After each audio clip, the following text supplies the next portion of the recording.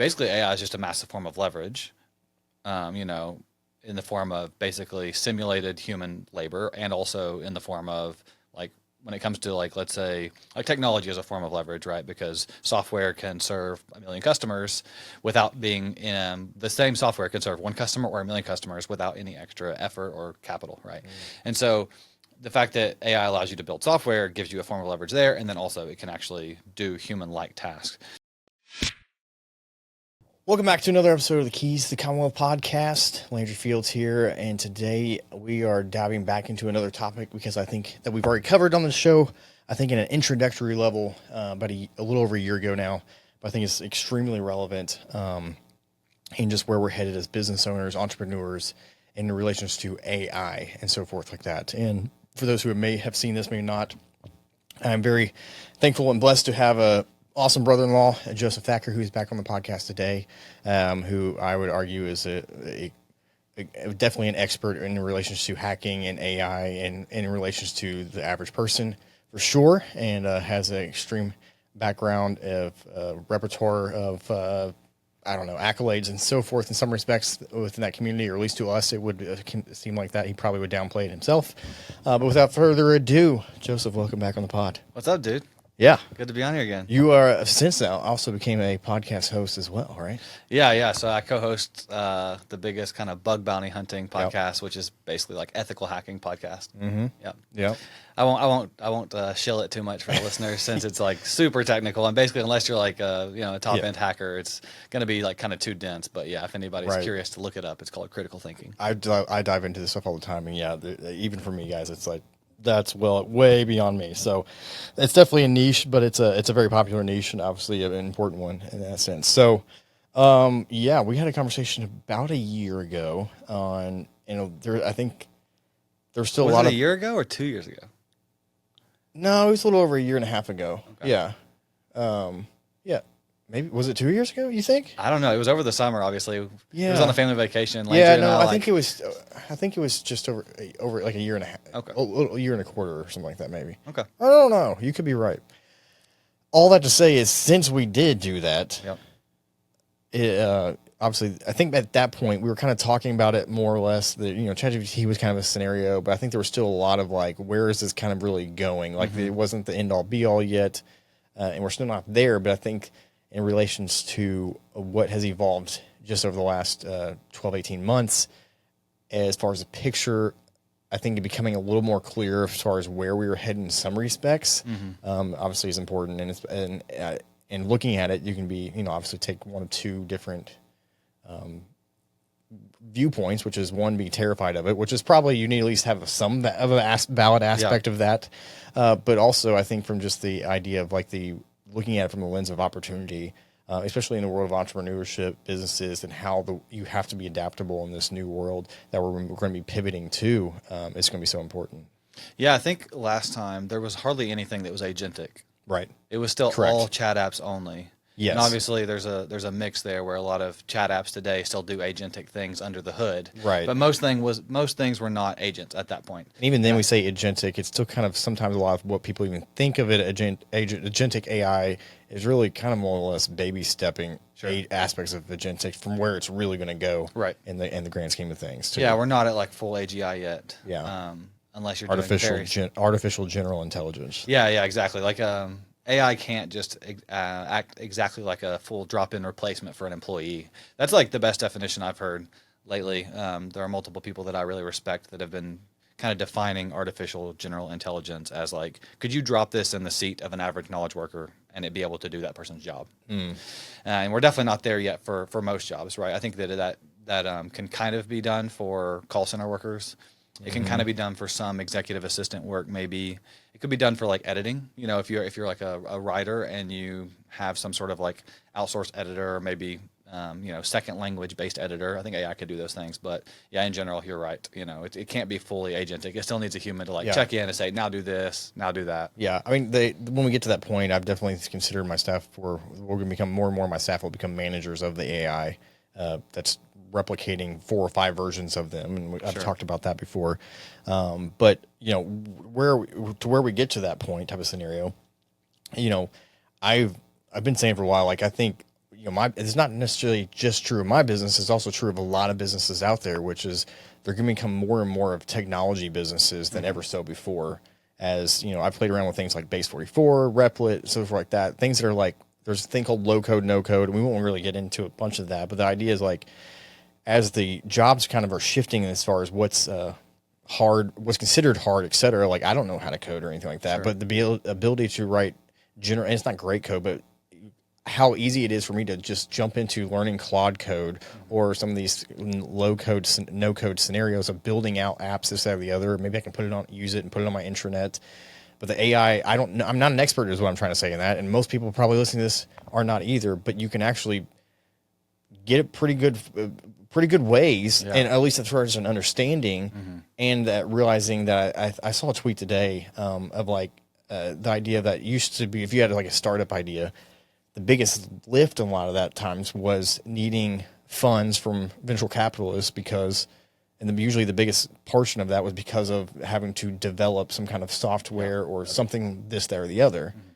And what I'm pointing to is the fact that that's not the big lift anymore in that sense, and that you can have, the ability to have custom software for a small business, that pricing is just dropping by the day in that sense, as far as AI has become a huge lift in that capacity already. And more of that can speak more to that coding aspect of it than anybody I know. Yeah, so on X, Twitter, yesterday I saw somebody basically that had Claude Code. It might have been Cursor, but I think it was Claude Code. Go complete a $20,000 Upwork coding task. So someone had posted something on Upwork, which if you don't know is like a site where you can post like a price for a job you want done. And he wanted a website. There was he went on there and found something that was like a $20,000 task, some app that needed to be built, and then had Claude Code make it in like 30 minutes. and so you're exactly right. I mean, business owners who need like a small application to do a specific thing, not only could they get their current developers leveled up. Like, let's say you have one developer, right? You're some small local business shop. You have one coder, one developer doing stuff for you. If they really were to lean into using these AI tools like Claude Code, for example, they could move at such a higher velocity and be able to really crank out those apps. But even if you don't have a dev and you want to find that work by hiring contractors, like you said, are now dropping in price significantly because they can use AI to write that code. Yeah. And you have a background in education in coding, developing, what was the computer science, right? Type of scenario. Yeah. And, it's crazy how, back when I was in college, we saw the guys doing, computer science and developing coding, this, that, they were like, oh man, those guys are going to be set. Like, they've got it. Like, they're always going to be needed. That's the next wave. And I guess that's the way of putting it. It was kind of the next wave, but we're already seeing, I think you probably see this, there's like a giant drop in just the available jobs within that space. Yeah. Used to be you could get a job no problem, but now it's already become a thing where, right, has getting a job in that specifically has already been reduced drastically. Yeah, entry-level jobs for software engineering and even cybersecurity roles has dropped significantly, and there have been a pretty considerable number of layoffs. I do think that it's much less of kind of the dream career that it was in the past, but I do think that if you're willing to do side projects and lean into it aggressively, it's still a fantastic career path. But I do think it's not you get a guaranteed job, and I think that every other knowledge work career path is going to have like very similar impacts. So it's a really interesting question. In fact, my buddy Daniel Miesler just wrote a blog called "Who's Not Getting Laid Off." And it's very interesting. It dives into exactly this topic, and it kind of breaks down the different careers that are probably going to be most AI resistant. And I thought that was really interesting. Well, let's dive into that, because I think that's probably what is at the forefront of everybody's mind when they're thinking through this AI or the fear aspect of it is like, what jobs are going to be there? I mean, you and I are parents with small children. I'm constantly thinking about that from the standpoint of my kids and the Gretzky hockey puck of 10 years when they're graduating high school or going into college. What does that landscape even look like? So, I mean, what give us kind of like a highlight idea of what your thoughts are on that aspect? I think most people have a strong intuition, or maybe they don't, but of like what that will be. I think that clearly it's best to be a leading expert in any field, because these AI models are not going to take over, that top 1 to 5% for a long time. That's really hard to do. To become top 1 to 5% in a specific industry, you can't just tell your kids, "Oh, just go be the world's leading expert in X," right? So that's not super helpful. The other thing I think that's really useful is just adaptability, like creativity, like these sort of like problem solving skills, entrepreneurship. Like if you have that type of kind of creativity or grit, it's going to persist in literally any market, right? No matter what happens to the world, if like the people with a high level of grit are going to succeed.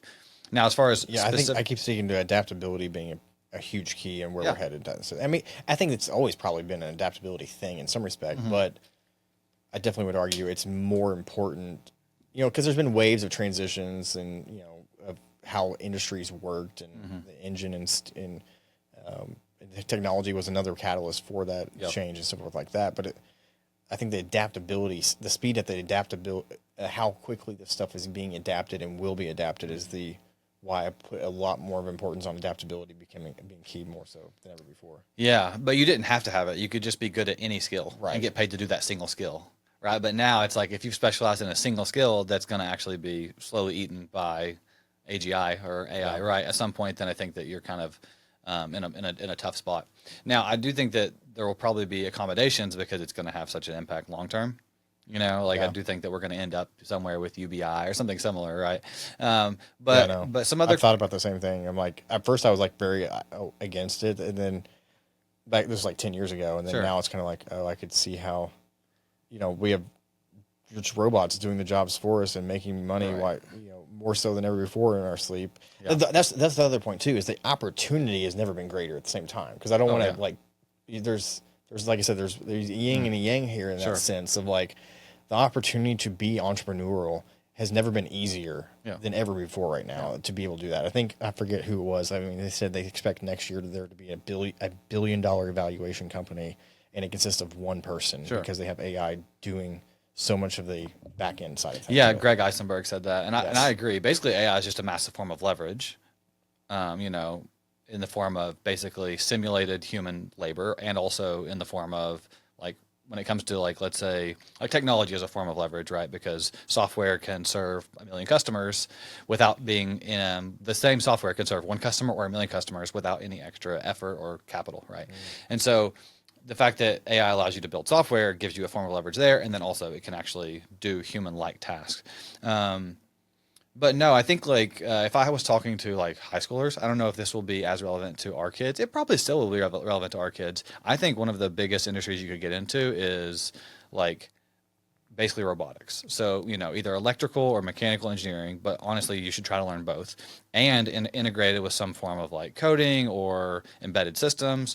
Like I think that the next wave of wealth generation in America, for example, is probably going to come from some sort of robotics, right? Like whether it's humanoid robots that end up scaling, or whether it's the continued like leaning into self-driving cars, self-driving 18-wheelers, like those domains or those like industries is the word I was looking for, are going to have wraparound services, right? Like you're going to need to have people who are going to figure out where do the robotaxis go when no one's riding in them? Where do they park? How do they charge? How do they self-drive? For the humanoid robots that go into people's houses, like how do they drive the cost down? How do people use them safely? I think like if I was in college again, I think I would try to lean aggressively into basically, robotics.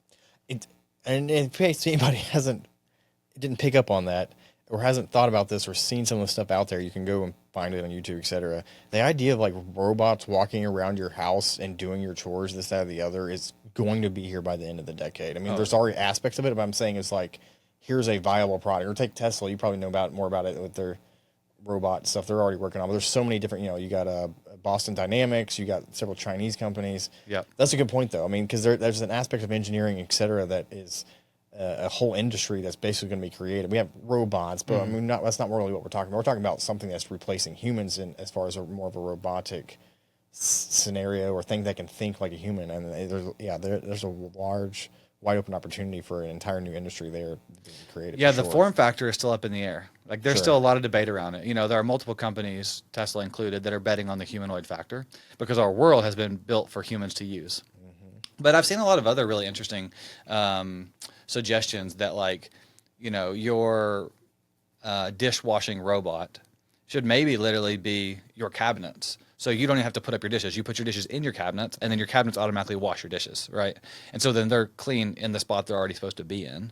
And, let's say you have a home robot that's doing your laundry, like, does it need to be humanoid, or could it just be a square that raises up and has like grabbers or something that gets it out of your dryer and puts it, where it goes? Yeah. It's like, we don't necessarily have to have humanoid robots. They could just be specialized robots that are much smaller or different shapes.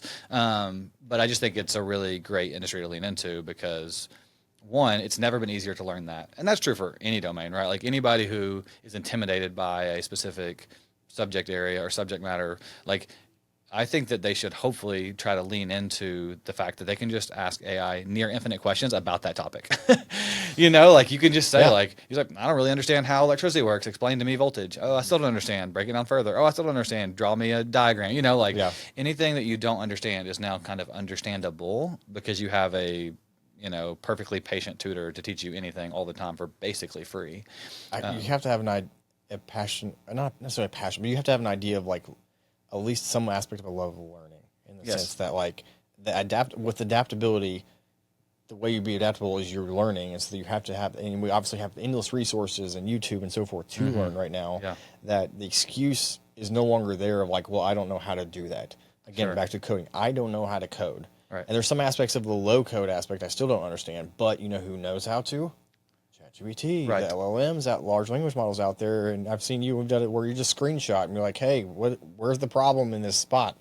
You just put it in there and it tells you within 2 seconds practically, here's where the problem is. And then I've seen Elon and some of the others where they've said as far as our kids too, of like having them really dive into math. And they said not from the aspect of like we're math that we need them from people for math, but from the idea of learning how to problem solve, and that from a brain exercise standpoint, that really math is a problem solving kind of aspect of things.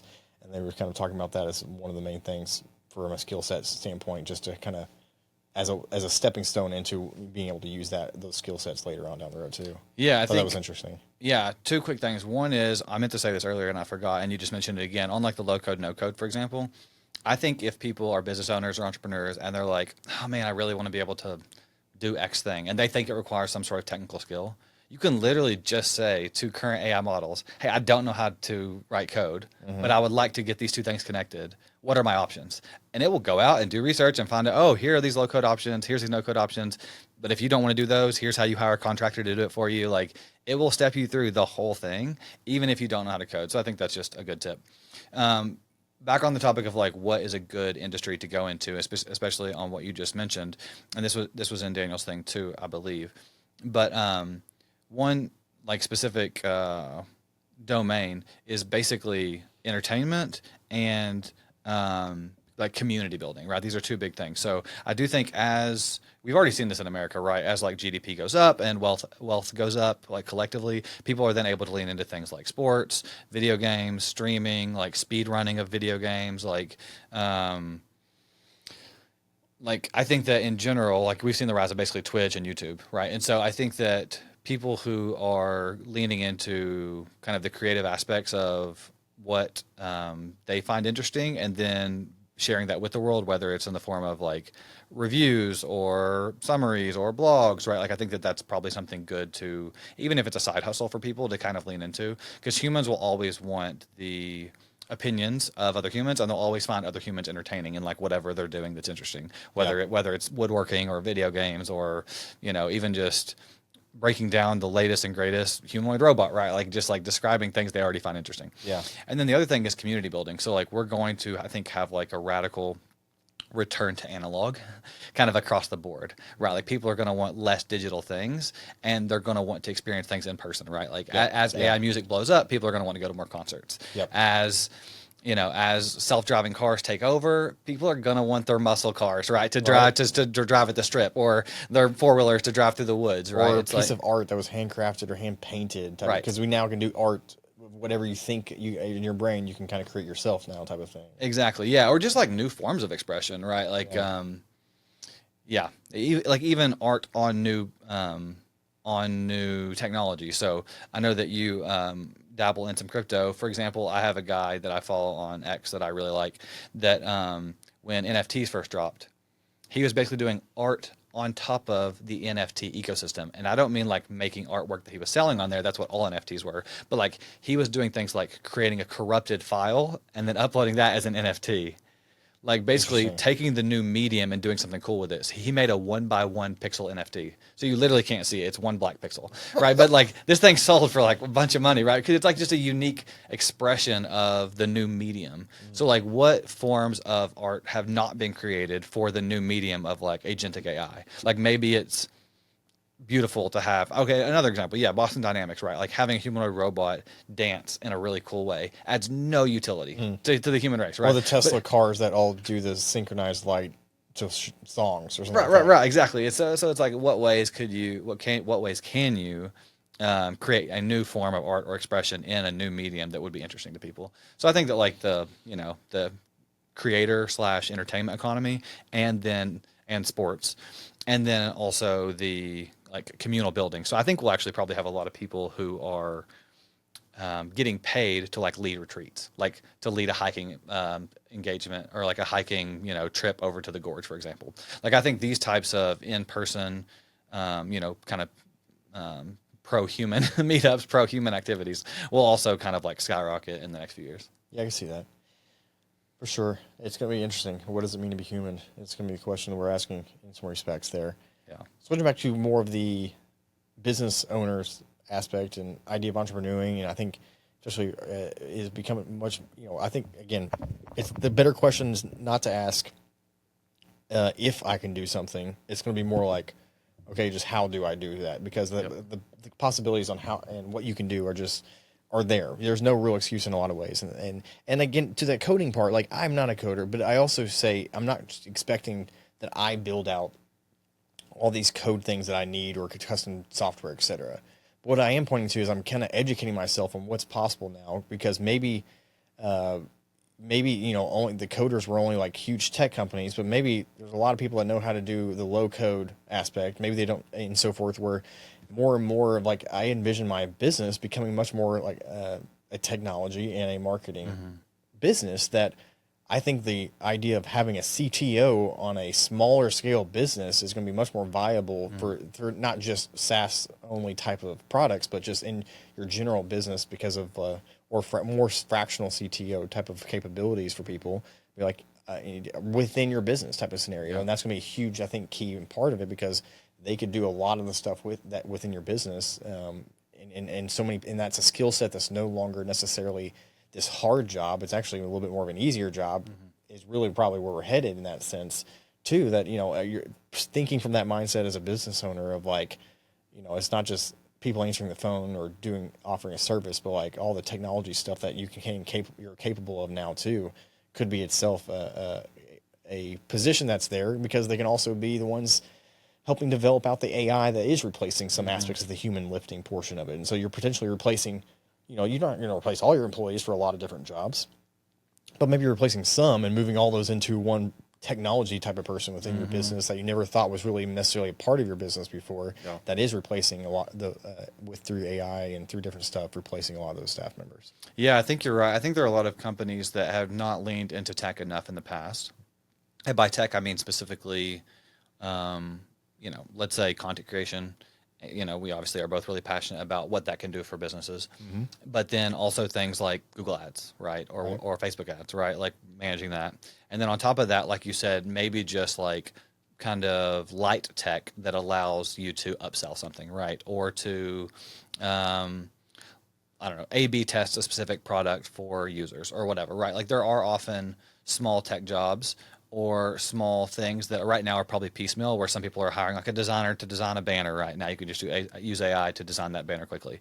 And they probably have like a marketing or, some sort of firm that's managing their social media, et cetera, right? And so like, could you roll all of that into like a fractional CTO or just a full-time CTO that's basically using AI to manage a lot of those things? Yeah. I think so.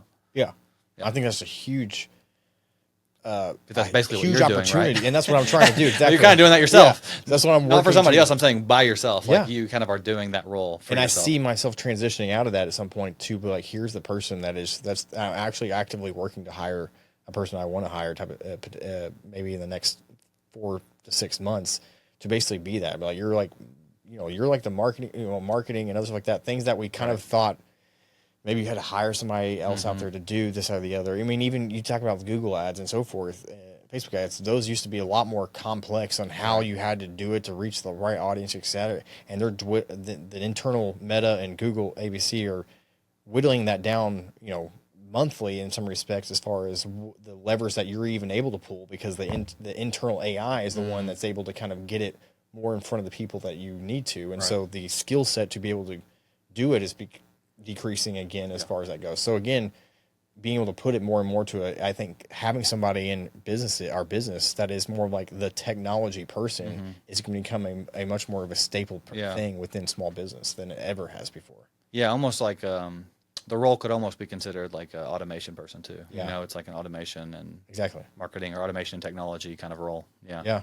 I don't know. Yeah, we got to figure out what that title will be, because I don't think it'll be as fractionalized maybe for the small business as it's used to have been. Maybe like, here's the marketing person, here's the network guy, and here's the software. I think it could be just one person. That's just the technology, I guess. Yeah, I mean, I think it all depends how big your company is, right? Like you're small enough where you have been that guy, right? And so if you're a solopreneur, you're going to be that guy, right? Like you're going to be doing your CEO stuff and your CTO stuff, if we're calling it that, right, for this. And then I think you get big enough, and you need a person who's using AI to manage your socials and your content exclusively, and you have another person who's using AI to like manage your website and your tech stack and your landing pages and all of that, right? So I do think that it really just depends on the size of the org. If you're small, it can be in just the CEO's hands or a CEO CTO pair, and then if you get up to 12 or 20 people or something, then of course maybe you actually do need 2 or 3 different people. But I think they're going to be so much more effective with the current AI tool set.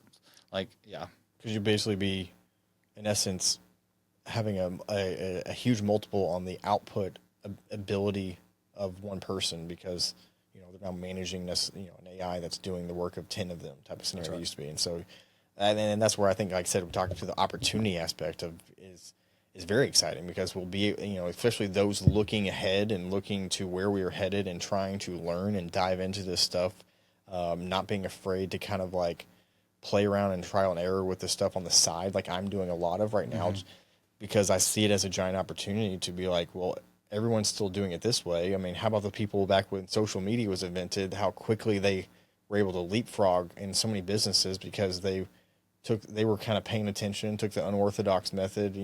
The whole phrase, we've always done it this way type of scenario, is the phrase I try to always ask so I can do it the opposite of that type of scenario. So. Yeah, no, I agree 1,000%. Like, I used an Apple MCP with Claude this morning or yesterday. Apple has an MCP? They don't. There's not an official one. So Apple has like some APIs that you can plug into. So someone wrapped it in an MCP server. Yeah. For anyone, sure that Landry's mentioned on the pod before, but if I don't know if I've mentioned that part of it. I was doing a different pod today as a guest, but no, MCP's idea of like we have APIs out there. But MCP is more of the idea that you're giving it keys to the building and certain doors, so you can leverage the capabilities of the API with an agentic LLM or model or something like that. It just allows an AI model to interact with the API, right? In like a smart way, and with proper permissioning and stuff. And so there's an Apple one, which is like still kind of risky in regards to prompt injection from like a hacking perspective, but we'll table that for now. But it was so nice. I just copy and pasted in our kids' like soccer games and cross country meets into Cloud Code and just like make calendar events for all of these, and it just did it. It was perfect. It like made like 30 events for me. It saved me so much time. Because like you have the same I have 3. I have 3 kids in soccer, and I was looking at the schedules the other day. I was like, well, man, I wish we could put all these into the calendar in those times. That would take so long to do that. So easy. That's a great point type of scenario. And so, but like I'm using for Apple MCP for nothing else. And so I brought this up because on your thing of dabbling, right? I use other products for other things. Like I use Cloud Code to code things for me. I'll use Grok sometimes if I want like live information, because not only is it a smart model, but it also is like reading Twitter/X. Yeah. So it has like up-to-date information. So if you're like, what's going on in Iran or whatever, right? It's going to like give you like really up-to-date information. And so that can be super helpful. And so, to your point, I think it's great to just dabble in things now, because you're going to pick up what is most useful for which tasks faster than other people. It can be overwhelming though. Yes. But that's why I think it's just a matter of playing around, paying attention type of scenario. It's just the best thing you can do right now. You don't have to go implement everything right now, but learning. But speaking to that point, though, of our learning, obviously, we are just shortly removed from ChatGPT 5 Yep. being released, which had a little bit of an uproar, this, that, or the other. When they didn't warn people, they were shutting off other. And I think they brought some of the models back. It's been a but mess. to that point about models, and you're like, that's sometimes in that confusing part up to this point. And I get that. I think we'll probably look back to this world of like having all these different models for different purposes as a very possibly an antiquated thing, maybe at some point I could see. I think you know so. Yeah, so I think it will probably be antiquated, but I think that the reason it'll be antiquated is maybe it's good for the end users. So with the whole ChatGPT 5 release, Because 5, for the out of context, is more the idea. It can kind of choose what models it's using in the background by itself, type of thing, rather than you having to go in and figure out which model you need based upon what you're trying to do. which means when they're under heavy load, they can just choose to serve the smaller, cheaper models to everyone and just kind of play it off as that's what the model decided to do. You think that even in the paid version scenario? Or Yeah, you think, it still does it. But anyways, it doesn't matter. I mean, I think that like it's still net good for the end user because it's so confusing.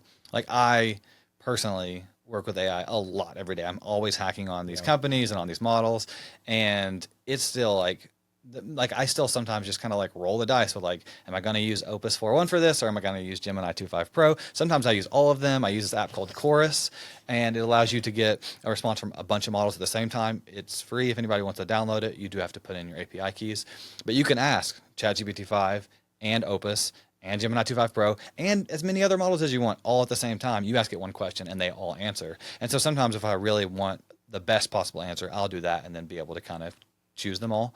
But yeah, on the topic of like which model to use, like I was going to mention this to you later and we can just circle back to it later, but on like the kind of AI safety for parents thing, it's like, how do you know which model to let your kid use? How do you know which one to pay for? How do you know which one's more worth your money? Most people today have access to a bunch of free ones, right? They could use Llama for free on Instagram or on WhatsApp, or they could use ChatGPT free, or they could pay the $20 for the ChatGPT subscription, or they could just use Claude, right? And so I think for consumers, knowing what to do is very difficult. It is. And I mean, maybe there's a point where there's like a higher level paid subscription for businesses where you're always getting the top speed scenario at some point. Well, you can choose Pro. So if you buy the expensive subscription from ChatGPT, you can choose from the drop down ChatGPT Pro, and it will always use 5 Pro. Okay, gotcha. Yeah, so you can. And if you use anything via the API, you're always choosing the model directly. And you can exactly tell how many thinking tokens to use. So if you're calling, why we'll need more and more of a technology person in our businesses that's not just the network IT guy, but you're actually more of a technology as a whole person at the end of the day.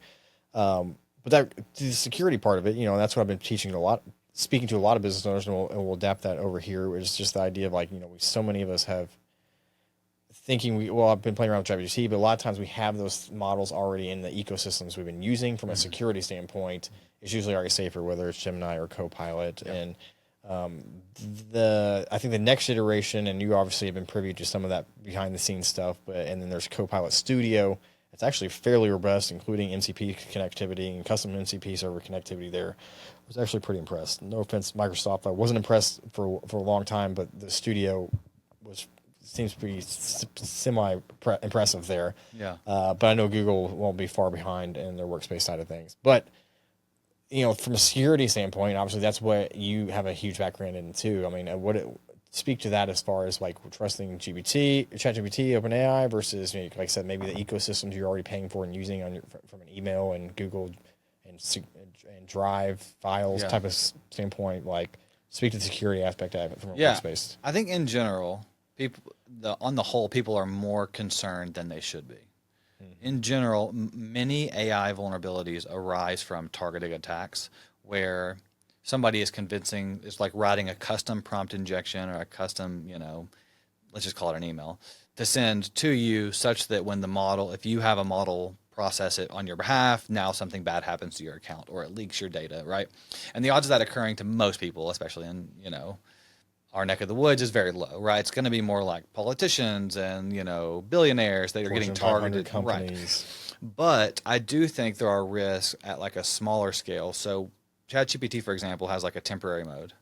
Mm-hmm. Even supposedly, they have to retain it for legal records. So even though you have it as like a temporary mode and you think no one's ever going to see it, apparently if they are subpoenaed, they still can dig it up. I did see that. Yeah, or hear about the idea of like it's could be used against you type of thing. Yes. So you just need to be careful about actually reading those terms, and knowing kind of in general. Don't put anything on there that's going to implicate you in a crime, of course, right? I mean, that's just like a very like obvious thing.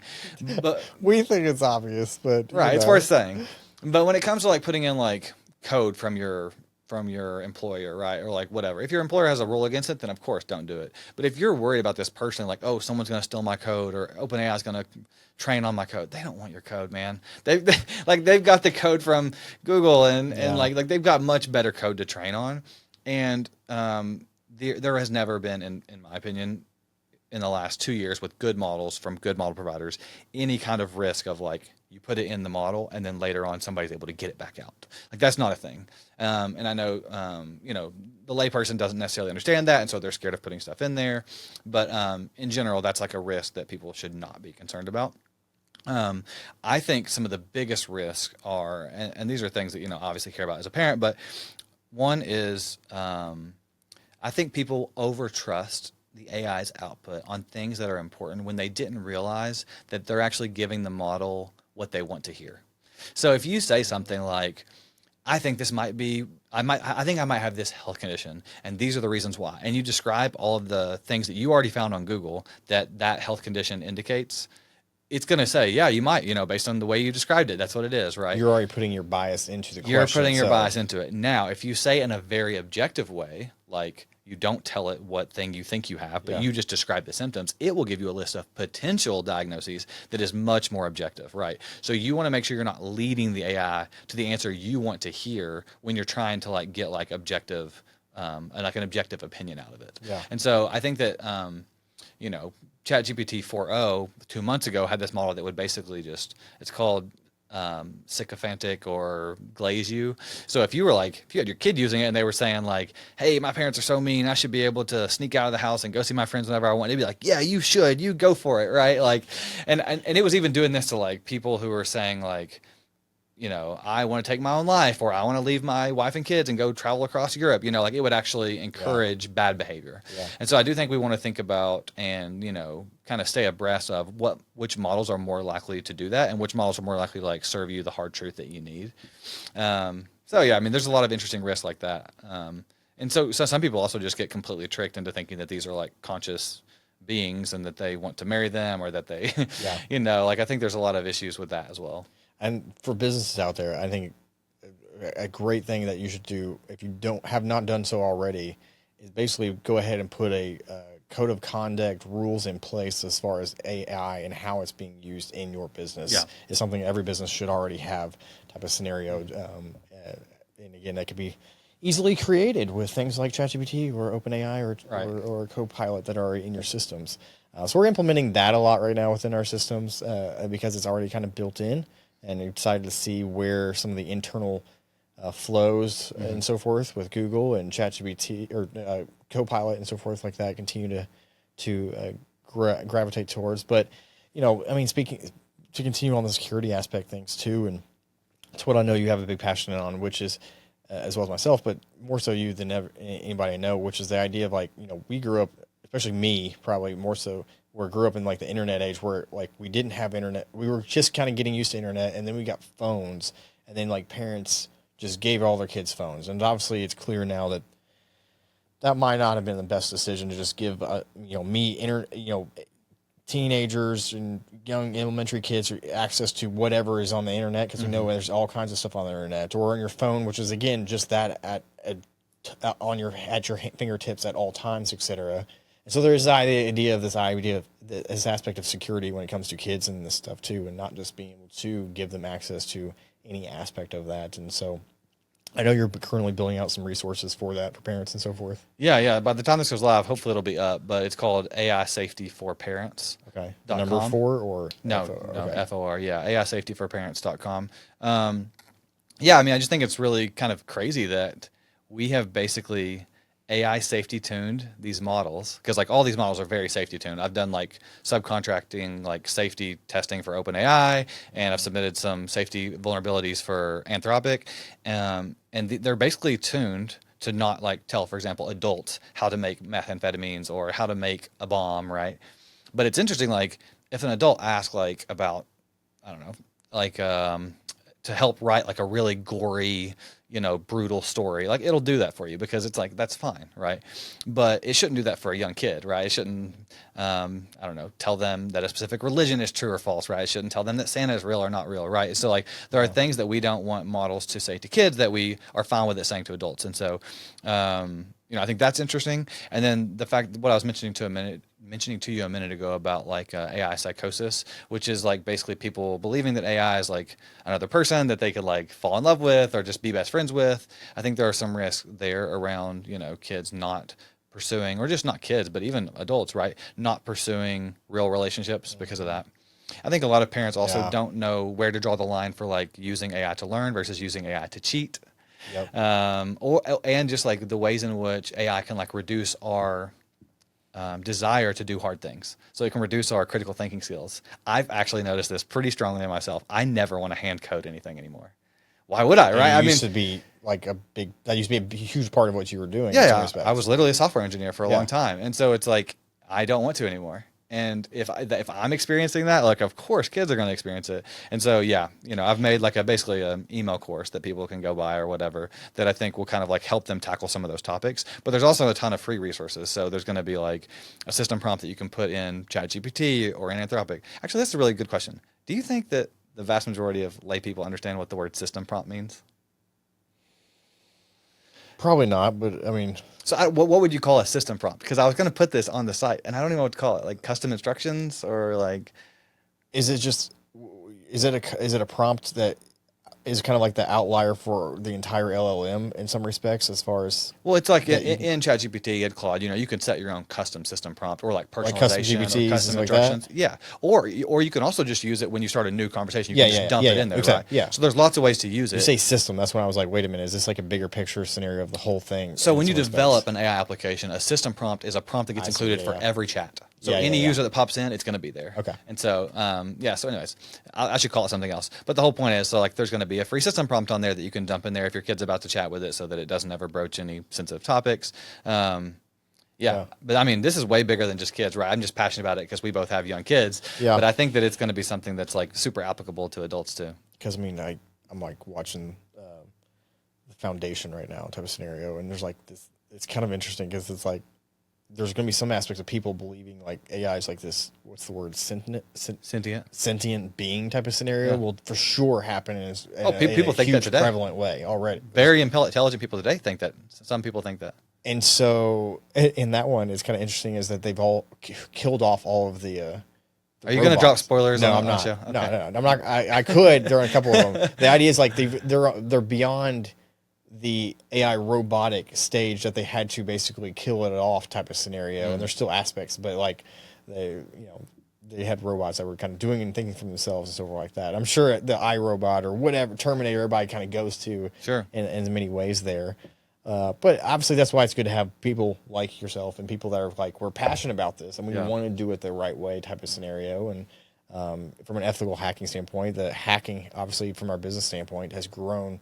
I think I saw like, 1,200% in the last 18 months just because of AI, that the increase in attacks and AI hacking type of stuff. Yeah. And Erie specifically got attacked, right? Yeah. So one of my carriers even got attacked, several different insurance carriers, but it was just a group that, ironically, some probably even follow you on Twitter or X maybe. But the idea is you all are using it too to try. There's always this back and forth type of scenario as far as balancing, the skill sets. And you have to be able to kind of utilize the tools out there for good, because if you don't, and to what we were just talking about, you can utilize these skill sets and these things that are out there for good or for bad. Mm-hmm. I think with our kids, like you're saying, like, I think maybe there's a standpoint of like, probably not, not really having a whole lot of access to something like that. So we can form those skill sets and brain activity aspects of learning. And before we ever get access to being able to, all right, this, you can actually do it really easy this way, but we just wanted you to be able to learn and think through these things in a bigger way. Yeah. I just think it probably just needs to be the barbell approach. And I don't know whether the right ratio is 20%. What's the barbell approach? Like a barbell is just like, instead of it being some sort of like good balance, it's like everything on one end and everything on the other. So in this scenario for barbell, I mean, like, I feel like some assignments should just be all AI, use as much as you want. And maybe that's only 20% or 30% or 40% of your assignments. And then I think everything else you do should probably be no AI, right? Like, and that's where you get the critical thinking skills. That's where you like force yourself to memorize things. Because if not, I do think we'll kind of lose some of the ability. I mean, I think it's already been shown in studies that humans have massively lost the ability to memorize things like we used to. It's because the internet, you can always look something up, right? Yeah. And with AI models, you can just always ask your AI model. In fact, it might even just serve you that information when we have digital assistants that are like always listening and always on to just like serve you information as you need it. And so, Because if we don't adapt and our skill set becomes so reliant on AI, well, that's probably because your job's going to get replaced by AI. So being able to do something that's not that or yeah, adjacent to it that, is, and there's still, I'm in insurance. In my world, there's still an aspect of a real emotional aspect that can come with my job with when, people's worst day of their lives happen potentially with whatever it is. And so you don't want some kind of AI talking thing definitely. to talk to. You need somebody that really can understand emotion and that, and there's an idea of being created human that still sets us apart in that aspect, even from animals and so forth. And so, leaning into that's going to be interesting over the next 5 to 10 years for sure in that perspective. So, yeah, I think that even this is like ties a bunch of different threads together. I think it's a good industry to go into, and I think it has that personal aspect. I think sales is going to be a fantastic industry, and even in the short and medium and long term, because as sales gets commoditized by AI cold callers or AI cold emailers or whatever else, like premier businesses, high touch VIP businesses are going to then want like real personal soft skills, right? Like they want humans with good soft skills to actually do it because it's going to become a premier service to have like a human sales guy. You know what I mean? Yeah. And so I think 100%, sales will live forever, right? And it's like, person to person business, especially in small town America, is going to always be huge because I think there probably will also be like a pretty strong backlash against AI, especially as it starts taking jobs. Yeah. And so, I think being able to cater to that demographic will be really valuable. And it always, because again, if everyone's doing it, I'm always like, all right, if everyone's going left, what's right type of scenario is a good way to be adaptable and a little bit of a case in point. Not that should be, I guess, pendulum swinging back to it, but, take marketing aspect and so much of it gone to email drip campaigns, et cetera. But you and I now know, like, I'm not going to open, like, I'm done with these email drip campaigns and I'm not going to look at these emails and I don't want to look at email. Right. I have to look at email all day type of scenario. That's right. But then you send them something in the mail and it's actually Doing ticked well? back up. I mean, you know what I'm saying? But I'm saying it's ticked back up as far as how it's done well again type of scenario compared to where it hit a floor of sorts. But to that point, the oh crap! I forgot what I was going to say there. But just finding those unique ways is going to be to be human, to be the personal touch is going to be where we need to live and be creative in. And I think what frees us up to the email thing. That's what I was going to say. To the email part, I really see a version in maybe like 5 years where like even my daily work where I'm just using my voice for everything type of scenario. I think the idea of email is actually going to become like snail mail in some ways here down the road. I mean, I don't know if you have thoughts on this at all, but like maybe it's still there, but again, maybe it's just it's communicated to us from an AI or something like, here's what happened. I need you to do this. I need you to do this. And you're speaking back to AI that's then going out and replying to this email, doing this, that, or the other. I don't know. I think it could be much more of a voice forward future. Yeah, the complexity under the hood of these AI models is really interesting because I thought about that a lot with the GPT-5 release, right? Like they basically pushed a bunch of functionality under the hood where the user doesn't have control of it necessarily, but under the hood it's routing requests and it's spinning up a code sandbox and running some code and it's sending off 30 agents to go research the internet and bring all that content back and then it's summarizing it, and at the end of the day it's boiling it back. It's like text in and it's boiling it down to text out when really it's like this huge system under the surface, right? It's like it's that meme, the glacier meme or avalanche meme or whatever, I'm talking about, where it's like peaks out at the top. And I think that that's also true. I think that is also true for like how the internet works today, right? It's like you're on a website and it looks like pretty unpolished to you, but what's under the hood is like this massive tech stack.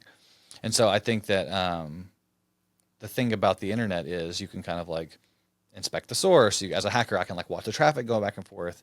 I think this is like kind of interesting and different with these AI things that are like going to happen on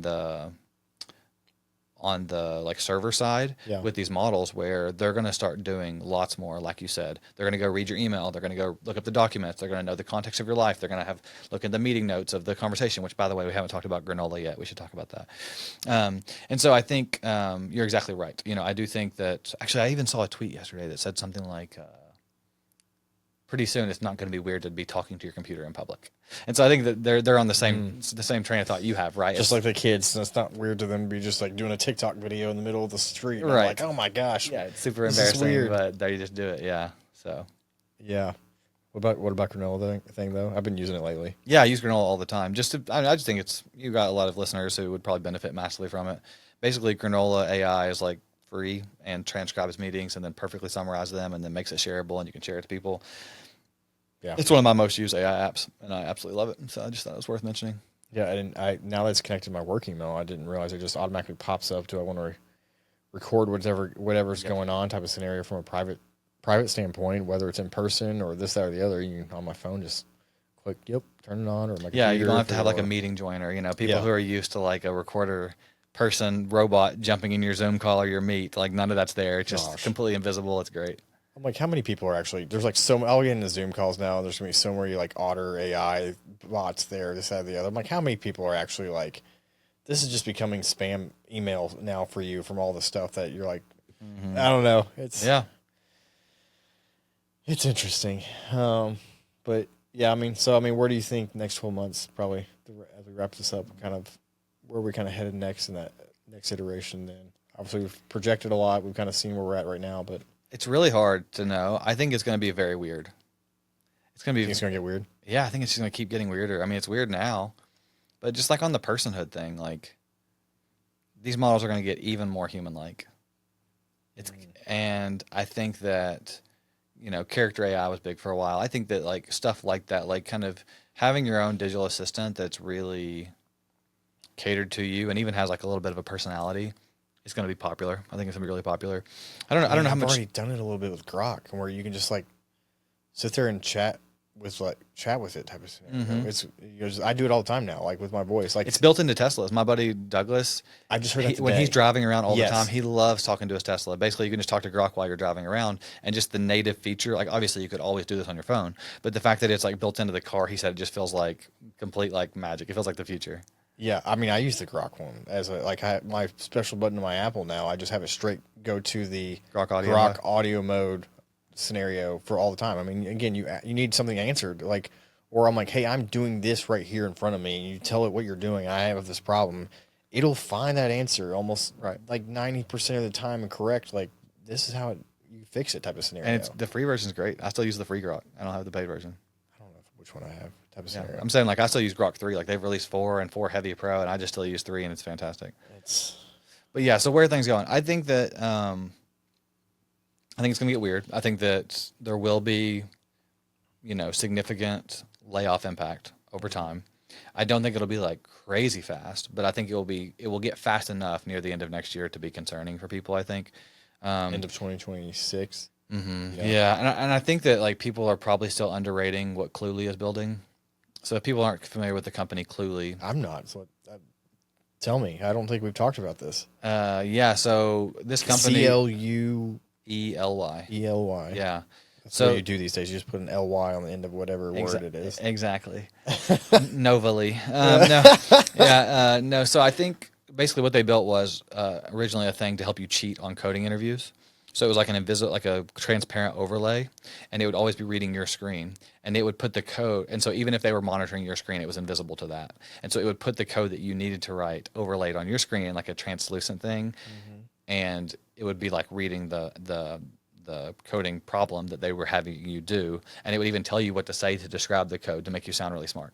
And so their motto is cheat on everything. Their famous commercial is like a guy who's on a date, and the glasses don't exist yet, but he's wearing glasses, and it has like the tips for what he should be saying to the girl based on the way she's acting and all that stuff, right? So their motto is just cheat on everything, and they're specifically masters of virality. Like they're calling it cheat on everything, but really what it is a digital assistant, right? It's a digital assistant that sees and hears everything you're doing and gives you like perfect advice on what to say. And I think there are a lot of times when this would be really helpful. I personally bought the Limitless AI pen. Yep. Yeah, or and I haven't used it much. And I have not used it hardly. The at biggest all. reason is because my wife doesn't like it, right? And so, like, she just doesn't want it listening all the time. I think if it was listening all the time, there's lots of cool use cases that you could get. Like, you could say, what did I say I would do? What did I need to get the grocery? Yeah. What did I promise my daughter I would do that I didn't get? Like, I think there are lots of use cases where always listening has benefits, but I don't think that most people would adopt it because of the privacy concerns. Yeah. Now, I do think we're getting to a world where there will be like local only. Like, the local only AI models are still pretty small and not that great, but I think they're going to keep getting better and faster. And That's a great point. Yeah, and so like maybe if you So when we say, I even want to expand on this because the local only is an interesting thing. And when we say local only, we're talking about like it's an AI model that's not like connected to the outworld, to Google world or to type Amazon of scenario, or whatever. or maybe certain keys to certain little doors are potentially, but it's more of a, like like me growing up with the best era with local area network LAN parties where we're playing all playing on TVs and video games, but we're all in the same room rather than headsets scenarios. Is that idea that the ChatGPT type of scenario is localized to your internal so it's running systems. on your phone or your computer, right? And so your data never can it will never leave that device. Yeah. And so you don't have to worry about any privacy concerns. You don't have to worry about any like a lot of security issues all of a sudden fall off. And so I think that when we have that, like models, and we have those for the most part today, they're just not that smart. What are some of those options? Or if you wanted to wear it or have it at office. I was having a conversation with somebody the other day. Like, I wish I could just have something in my office that's going the whole time. So then I can like summarize, or if somebody told me something exactly like you said, I forgot, wait, what was this? Blah, yeah. blah, blah, blah. So Limitless is the best one if you want to like have it in your office where it's like always listening, because their software is great. You can ask questions of it. But it requires Bluetooth, right? So you have to be close to it. Well, and it's also encrypted. It is encrypted end to end. Same thing with Claude, I think. Yeah, but I'm saying like, okay, so you were kind of asking me basically what does this exist? So there's kind of two things. One is we can talk about local models in a minute. Sorry. And then one is devices to always record. Yeah. On the device to always recording, there's like, the friend.com pin, which is more of like a friend than it is a business thing. So I would disqualify that. So there's the Limitless AI pin. I don't know what you were talking about from Claude. Plod. No, I don't know. It's like a Limitless one. Cool. People are Yeah. used to. So I actually don't know many companies in that space, but there is another one. I feel like, did Otter make one? Like Otter AI? Yeah. Did they make a device? I don't know. I don't know. Anyways, there's lots of devices that can basically just record your transcripts. And in fact, you can just record your voice and just upload these to Gemini 2.5 Pro or whatever. Like, there's lots of things you can do here.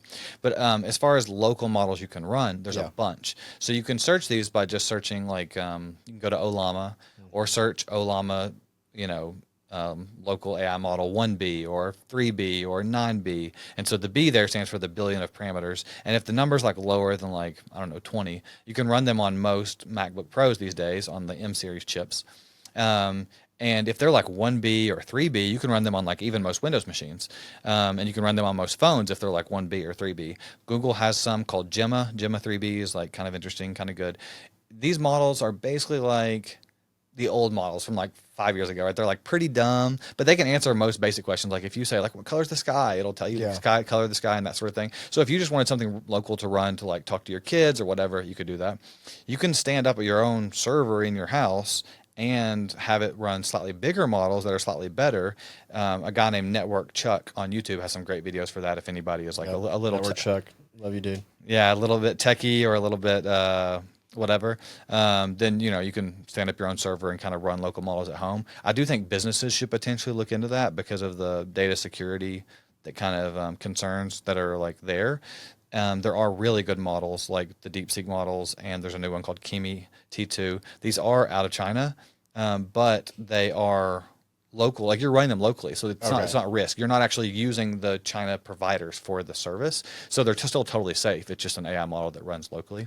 But even OpenAI released a 120 billion model. It's called OSS recently that you could run if you had like some GPUs at your own server in your business. If anybody is curious about that and wants to reach out to me, they feel free. Do you think that becomes more and more of a play for like technology or robots or things like of that nature? Yeah, as far as definitely. more from a localized standpoint, because I'm like sitting here thinking like my business, like I'm like I really don't know where the applications for that would be when like I can do that within the Gemini or the Copilot side of things, and so then I'm trying to figure out where's the use case, because Okay, there's got to be a use case or why we would need that. Yeah, toys, robots. How many toys inside or of little video things games now connect to Wi-Fi to then They do. connect to Yeah. like this app so you can program this, that, or the other. But it's not really connected. It's just you have to connect to it that way to program or do some settings changes or something. Yeah, I do think like there's like cool things for like video games. Like imagine if all of the NPCs, like all of the random characters in video games that you played, all had like custom dialogue because they were powered by like an LLM instead of just like hard coded dialogue. Yeah. So there's like really cool implications to stuff like that. Like you said, robots are perfect. Like if you had a humanoid robot and it had a VLM inside of it where it didn't need to connect to the internet, then it could actually see the world and process it because they have vision models that are small enough to run locally on like MacBook Pros and stuff. Okay, and that's the other place we're headed is more of a VLM and being able to almost like VLM here meaning visual language model, so it can both see the world by taking pictures and then also understand text. Slash what probably ends up being more of our conversation in a year or something like that is more of a browser AI scenario. It's going to be kind of the next iteration probably as far as automation and this, that, or the other. Yeah, all the model providers are improving what's called browser use, so that the models can use browsers better, so that it can automate more white collar work. Using your browser, you could automate, and there's already some companies I've seen and shown, and Joseph talked about and seen, but where as simple as recording a video and talking to it to just demonstrate a mouse moving around and clicking here, there, and there, is as simple as it could be to train a model or a Chrome model or who knows what type of thing to go do that exact thing for you, as if it was a human moving the mouse around, etc. So some crazy stuff coming out. Yeah. So back on the topic of like trying these things out, but not diving too deep because new stuff might come out. I think people should do anything that's low effort, but don't deeply integrate some random AI product that takes you 80 hours to install because like it might be obsolete in 2 months, right? And you would have all that sunk cost. Exactly. But anything that takes you a couple hours to test out, do it because it's like, you may be able to just go ahead and get huge gains from that initially. You're going to learn about a new product or a new space or a new thing AI can do. So it's kind of the succinct way to like summarize what we were saying earlier about like, don't go too deep on a single thing that maybe you replace later, but also still keep dabbling and keep learning. Yeah. Well, I keep going all day on this, but we've only got so much time, and so we'll definitely probably resume this conversation here maybe in a year or something like that. But Rezo with a 0, R-E-Z-O, as the hacker community knows you. But what's the best way to kind of get in touch with you or look at some of these things? Yeah, josephthacker.com. The Who Am I or the About Me page kind of lists a bunch of different ways to contact me. If there's parents listening or interested in AI safety for their kids, definitely check out AIsafetyforparents.com. And I think that's it.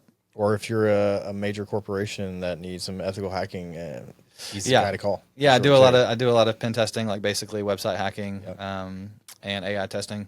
From like an implementation perspective, I probably would not take it on, but I could definitely advise you or kind of point you in the right direction. So yeah, cool. All right, man. It's always a pleasure. Hopefully, we got people's heads spinning a little bit in a good way today. But we'll catch up with you here in about a year or something like that and see. It's gonna be wild to see where we are at that point. But we will see everybody back in a couple of weeks here on another episode of the Keys to the Commonwealth podcast. Thanks, Joseph. thanks. Peace.